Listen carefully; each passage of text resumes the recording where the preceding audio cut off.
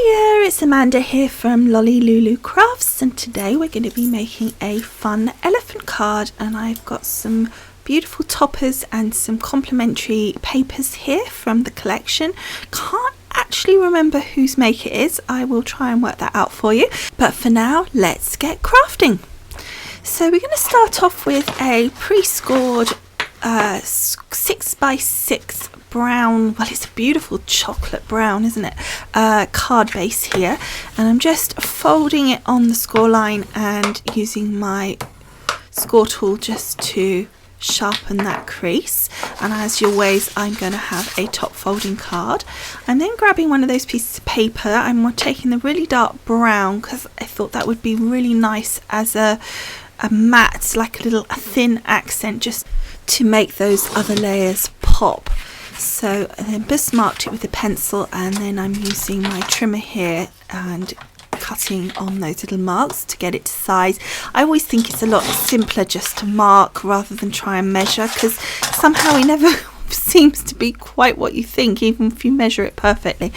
And then on the mat of the brown, I'm then marking my second layer and just cutting that as well. So again, by doing it this way, I can get what I think pretty accurate first time mats and layers. So you can see that fits on there perfectly, and it's absolutely exactly the size that I wanted it to be, with that just that very thin outline of the brown.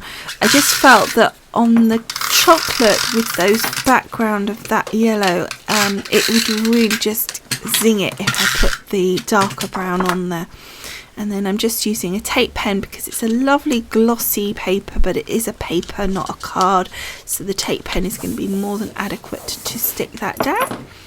And then I'm just going to test this up against the card as well, just to make sure that I'm happy with that layer, and I am. So the next thing I'm doing is my topper, and I want to cut a matten layer for this. So I've got my tattered lace scallops circles, I think they're called, and I've also put the large set on the same magnetic sheet there, although I think I'm still just using the regular set. And then I'm taking this gorgeous yellow. It's just a plain colour, but it matches perfectly, and it has got a bit of shine to it, but also the colour itself has slight mottling to it, which looks really good.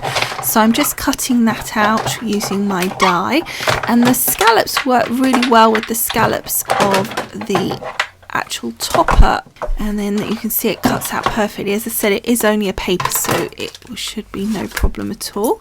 And then I decided that really there was too much of a gap between the topper and the yellow, so I wanted to cut another layer using the brown. But then what I found was that the topper was exactly the same size as the brown, but it would have been perfect if the topper was actually circular. So what I did was I took my tattered lace circle dies, which again had the large set on there as well, although I am using the regular set here, and then I just popped that over my topper there and got rid of the little scalloped edges, and you could just see them on the plate there, and you could see it really was only a little bit.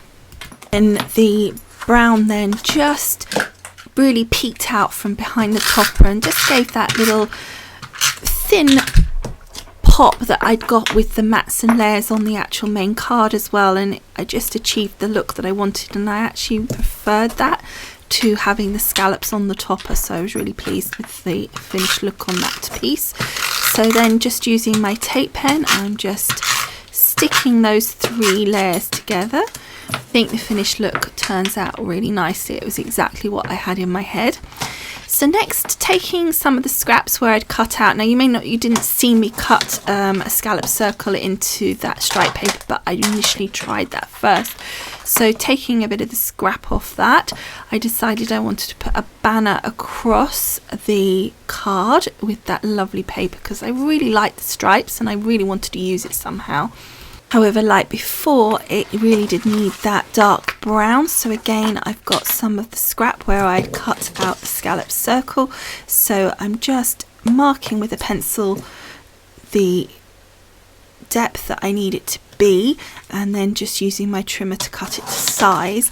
And this will just stop this stripe paper kind of merging into the dotty paper, and it just separates it and pops it off that paper a lot better, and it allows you to use such vibrant patterns together because of that separation that it gives you.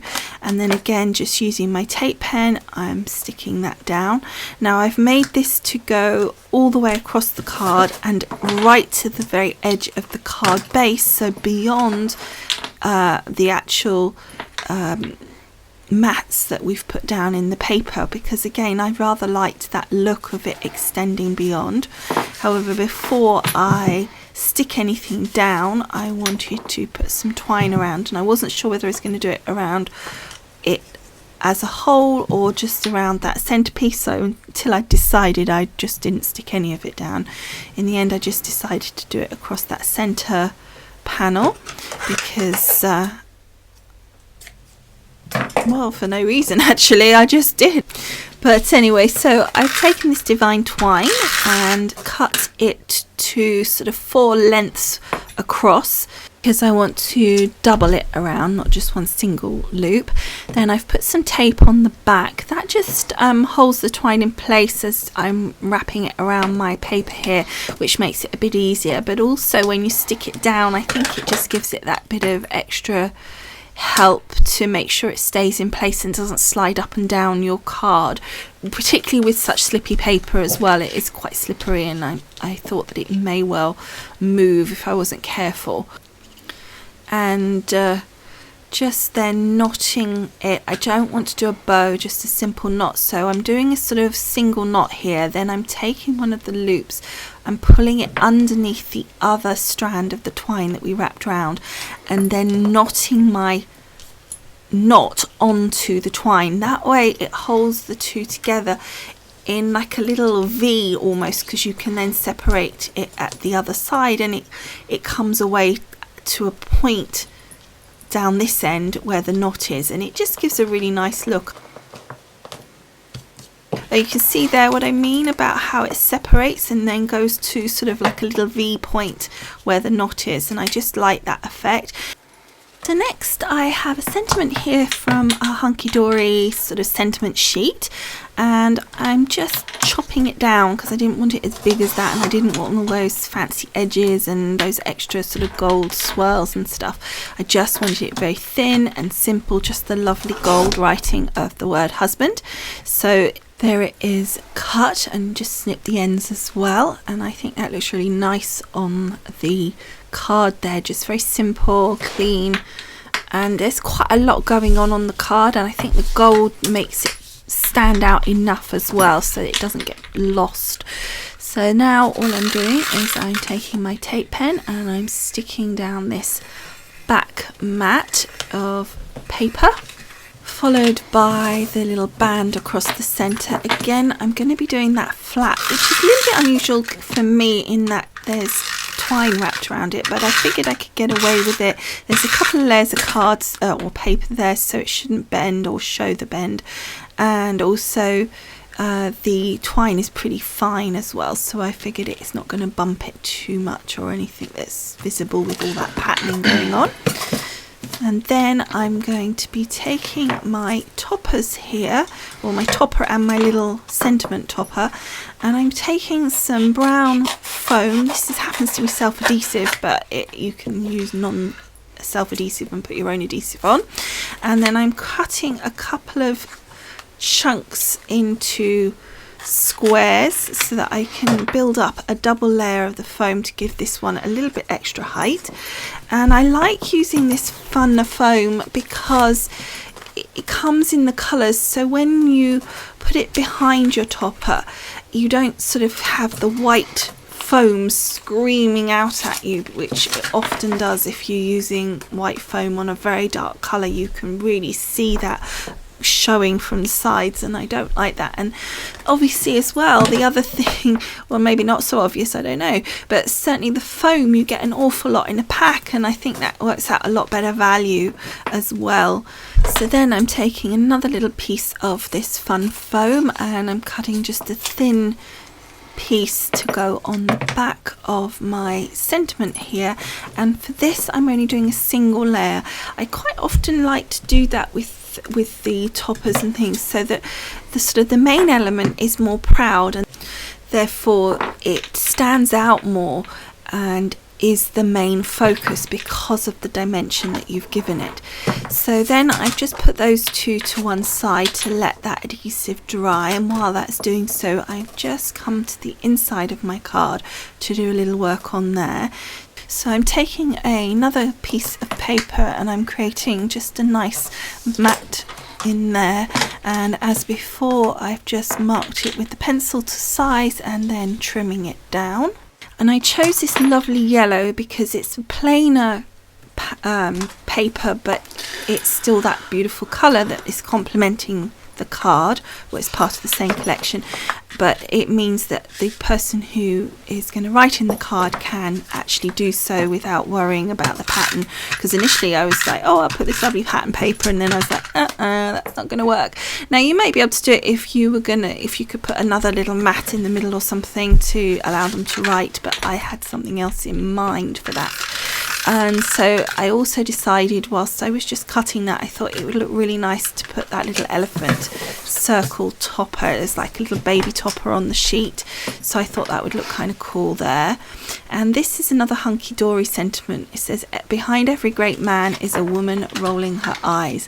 And I thought this was just kind of cool. This is actually a card for a husband. So I just, well, as you saw from the sentiment, and I just thought that was kind of fun. And it's the same colour as the sentiment from the hunky-dory, the husband, as we had on the front. So again, it's all matching. So then those have had a chance to dry the foam, so now we're going to position them. So I'm actually going to start off by putting the husband topper in place for two reasons. That's a definite, so I know absolutely where I want that. Now, although that's the smaller piece, it's actually going to help me position the larger piece by putting that down and knowing exactly where that needs to be, because there's only so many places that husband sentiment can go, and you need to position it in that corner, and therefore you need to be sure that although obviously the elephant has to be central, you can't push it too far down that it interferes with your little husband sentiment. So it was just simpler to put that on first, and that is it. That is our card all done, and I think it just looks stunning. Anyway, I hope you have enjoyed this video, and I hope you have liked the card. If you're on YouTube, don't forget to go to the paragraph below this video, click show more, and find the link to the corresponding blog post where you will see loads more photographs than on here. But otherwise, that's it for now. Thank you so much for watching. Bye for now. Bye.